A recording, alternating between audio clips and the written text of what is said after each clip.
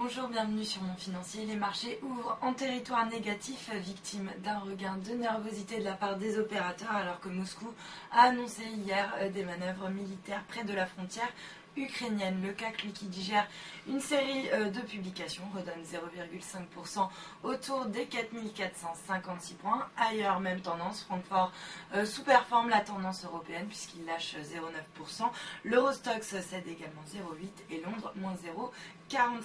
Du côté des valeurs maintenant, Kering a dévoilé une légère hausse de sa croissance organique au T1, marquée par une faible persistance de Gucci, son principal centre de profit, mais quand même une amélioration des tendances chez Puma. Du coup, la publication est bien accueillie. Le titre progresse de 2% à 156,50 €. Alstom étant suspendu de cotation, et bien c'est Bouygues qui profite d'une information du Wall Street Journal qui croit savoir que General Electric ne serait intéressé que par les activités énergie d'Alstom, qui représentent quand même plus des 2 tiers du chiffre d'affaires. Le titre s'adjuge 1,7% à 30,86 €. Bien orienté également Vinci, qui a dévoilé une hausse de 4% de son chiffre d'affaires au premier trimestre. Le titre s'adjuge 1,12% à 53,53 €. Lanterne rouge en revanche, Gemalto, dégradé d'achat à conserver par Deutsche Bank. Le titre abandonne 2,7%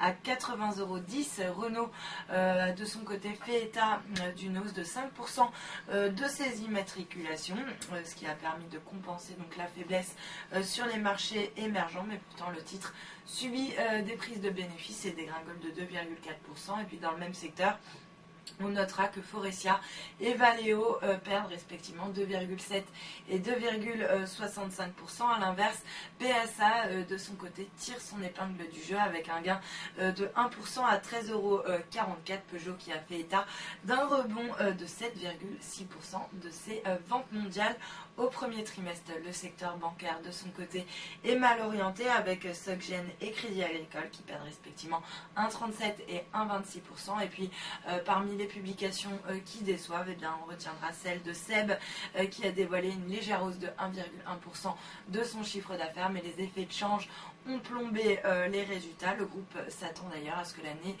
2014 reste affectée donc, par ces effets de change en raison de la dépréciation de certaines devises, surtout au premier trimestre. Le titre redonne pratiquement 4% à 64,38 € sur le marché des changes.